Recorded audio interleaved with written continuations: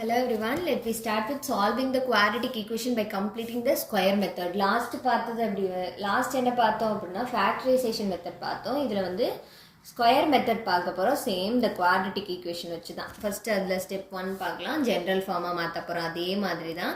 அடுத்து என்ன பண்ணுறோம் அப்படின்னா எக்ஸ் ஸ்கொயர்டோட கோஎஃபிஷியன்ட் இருக்கு இல்லையா? இப்போ எக்ஸ் ஸ்கொயர்டு அப்படின்னா இங்கே X square plus 2x plus 3 0 அப்படின்னு இருக்குன்னா இந்த எக்ஸ் ஸ்கொயருக்கு முன்னாடி இருக்குல்லையா ஒரு கோஎஃபிஷியன்ட், அதை வந்து நம்ம போத் சைட்ஸும் என்ன பண்ண போகிறோம் அப்படின்னா டிவைட் பண்ண போகிறோம். அதாவது எல்லா எலமெண்ட்ஸோடையும் நம்ம வந்து அதை டிவைட் பண்ணுவோம். உங்களுக்கு சம்மில் பார்க்கும்போது புரியும், நான் வந்து எக்ஸ்பிளைனாக சொல்கிறேன். அடுத்து என்ன பண்ணோம்னா அந்த கான்ஸ்டன்ட் டேர்ம் இருக்கும் இல்லையா, அதாவது இந்த சின்னு ஒரு டேர்ம் இருக்கு இல்லையா, அதை அந்த பக்கம் போடுவோம்.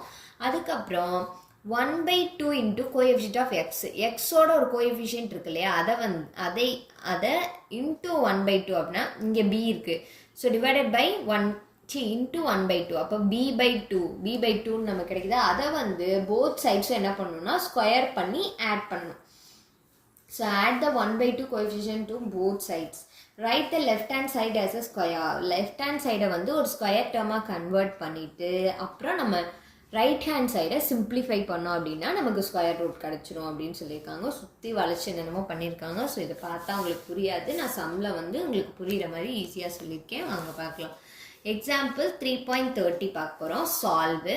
இதுலேயும் சால்வ் அப்படின்னு தான் கொடுப்பாங்க. சரி, நீங்கள் தான் அனலைஸ் பண்ணிக்கணும் எப்படி வந்து இதை பண்ணுறது அப்படின்னு. இப்படி கொடுத்தோன்னே நீங்கள் மிடில் டேர்மை பிரிக்கணும் அப்படின்னு சொல்லிட்டு மிடில் டேர்மை வந்து பிரித்து அந்த மாதிரி பண்ணக்கூடாது. ஸோ எந்தெந்த கொஷினுக்கு எந்த மாதிரி கேட்டிருக்காங்க அப்படின்னு நீங்கள் அனலைஸ் பண்ணிவிட்டு அதுக்கப்புறமா சம் செய்யுங்க.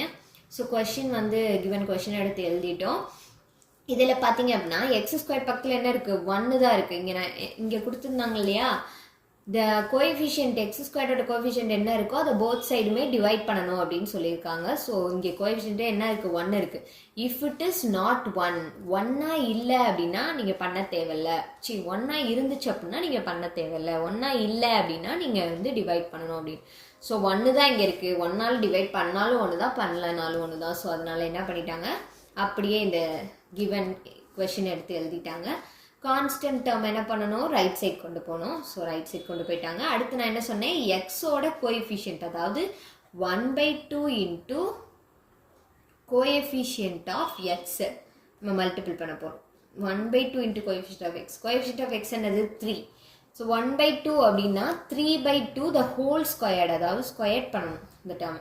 ஸோ ஸ்கொயர்ட் பண்ணணும் அப்படின்றதுனால 3/2 the whole squared equal to 2 + 3/2 the whole squared add பண்ணணும் ரெண்டு சைடும். ஸோ அதனால ஆட் பண்ணிட்டாங்க. இப்போ இதை பார்த்தீங்கன்னா a minus b the whole square ஃபார்மேட்டில் இருக்குது. ஸோ எப்படி எழுதிக்கலாம், எக்ஸு மைனஸ் இதுதான் ஸ்கொயர்டு, இது வந்து பின்னு எடுத்துக்கிறோம். ஸோ அப்போ 3/2 த ஹோல் ஸ்கொயர்டு. இப்போ இதை சால்வ் பண்ணி பாருங்கள். எக்ஸ் ஸ்கொயர்ட் மைனஸ் 2abன்னு நமக்கு வரும் இல்லையா. இப்போ 2x டிவைடட் பை இங்கே ஒரு 2 இருக்குது. ஸோ 2 கேன்சல் ஆனதுனால வெறும் 3x மட்டும்தான் இருக்குது. பி ஸ்கொயர்டுன்னு வந்தும்போது இதோட ஸ்கொயர்டு. ஸோ இந்த ஃபார்மேட்டில் இருக்குது. ஸோ அடுத்து நம்ம என்ன பண்ணலான்னு பார்க்கலாம். ஸோ லாஸ்ட் நான் சொன்ன மாதிரி எக்ஸ் மைனஸ் 3/2 த ஹோல் ஸ்கொயர்னு எடுத்துக்கிட்டாங்க. இந்த பக்கம் என்ன இருந்துச்சு அப்படின்னா 2 + 3/2 த ஹோல் ஸ்கொயர் இருந்ததா. ஸோ 3/2 அப்படின்னா என்ன ஆயிரும், 9/4ன்னு வந்துடும். ஸோ கிராஸ் மல்டிபிள் பண்ணுங்கள். இங்கே எதால் பண்ணோம், 4 இல்லை, இங்கே 1 தான் இருக்குது. ஸோ 4ஆல் பண்ண போகிறோம். பண்ணும்போது மேலே 8 ஆயிரும். 8 + 9 டிவைடட் பை 4 = 17 டிவைடட் பை 4 அப்படின்னு வந்துடும். இப்போ நமக்கு வந்து ஒன்று கிடச்சிருச்சு. இப்போ நம்ம ஸ்கொயரும் பண்ணியாச்சு, ரைட் ஹேண்ட் சைடை சிம்பிளிஃபையும் பண்ணி முடிச்சிட்டோம். லாஸ்ட் என்ன சொல்லியிருந்தாங்க அப்படின்னா ரெண்டு சைடுமே ஸ்கொயர் ரூட் எடுங்க அப்படின்னு சொல்லியிருந்தாங்க. ஸோ இந்த பக்கம் நீங்கள் ஸ்கொயர் ரூட் எடுத்திங்கன்னா இந்த ஸ்கொயர் கேன்சல் ஆகிடும். இந்த பக்கம் எடுக்கும்போது 17 வந்து ரூட் ஆயிடுச்சு. 2 2s are 4 அப்படிங்கிறனால √4 வந்து என்ன ஆயிடுச்சுன்னா 2ஆக மாறிடுச்சு. ஸோ ப்ளஸ்ஸாக மைனஸ் போட்டிருக்காங்க ரூட் எடுத்தனால. அப்போ நீங்கள் வந்து என்ன பண்ணிக்கலாம், இதை வந்து ப்ளஸ்ஸாக இங்கிட்டு கொண்டு போங்க. So 3 divided by 2 plus √17 divided by 2. இங்கே ப்ளஸ் ஆர் மைனஸ் இருக்கனால ப்ளஸில் ஒரு டேர்மும் மைனஸில் ஒரு டேர்மும் எழுதியிருக்கோம். Therefore X is equal to நமக்கு 2 ரூட்ஸ் கிடச்சிச்சு.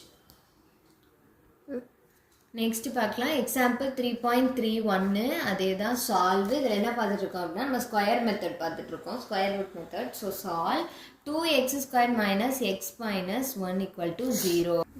Next பார்க்க போகிறது example 3.31 பார்க்க போகிறோம். Solve 2x² minus x minus 1 equal to 0. So given question எடுத்து எழுதியாச்சு. நான் சொன்னேன் இல்லையா, எக்ஸ் ஸ்கொயர் பக்கத்தில் என்ன கோஎஃபிஷியன்ட் இருந்தாலும் அதை காமனாக ரெண்டு சைடுமே டிவைட் பண்ணணும் அப்படின்னு. இந்த பக்கம் டிவைட் பண்ணிங்கன்னா உங்களுக்கு 0 தான் கிடைக்கும். ஸோ அதனால் இந்த பக்கம் 0வே இருக்கட்டும். இங்கே பண்ணும்போது என்ன ஆகும் அப்படின்னா, இங்கே வந்து ஆல்ரெடி ஒரு 2 இருக்குது. ஸோ 2 கேன்சல் ஆயிரும் இந்த இடத்துல. அப்போ இங்கே ஒரு x divided by 2 minus 1 divided by 2 அப்படின்னு நம்ம கிடச்சிருச்சு. இந்த ஸ்டெப்பு மட்டும் நீங்கள் மறந்துடாதீங்க. இந்த ஸ்டெப்பு மறந்துட்டு போயிட்டீங்க அப்படின்னா உங்களுக்கு ஆன்சரே வராது. ஸோ கோஎஃபிஷியன்ட் ஆஃப் எக்ஸ் ஸ்கொயரை தான் ஃபஸ்ட்டு பார்க்கணும். First coefficient of x square பார்த்தாச்சு.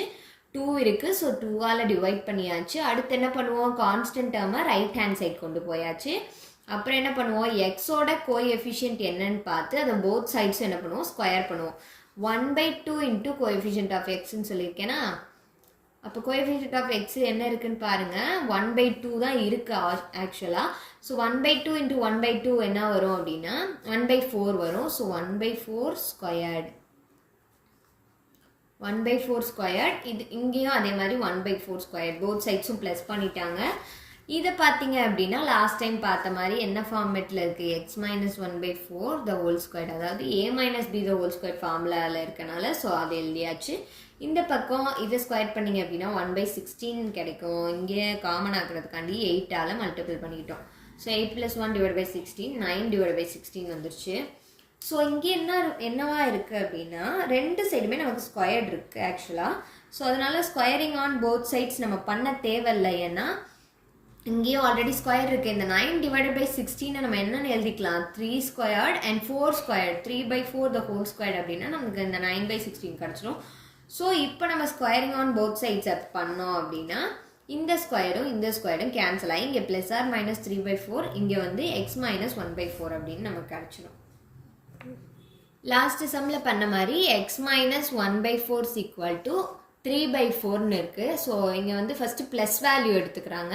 நமக்கு என்ன கிடச்சிச்சு, ப்ளஸ் ஆர் மைனஸ் 3/4 அப்படின்னு தானே கிடச்சிச்சு. ஸோ ப்ளஸ் டேர்ம் இங்கே ஃபஸ்ட்டு எடுத்துக்கிறாங்க. நீங்கள் முந்தின சம்மில் கேட்கலாம், முந்தின சம்மில் என்ன இருந்துச்சுன்னா √17 இருந்துச்சு.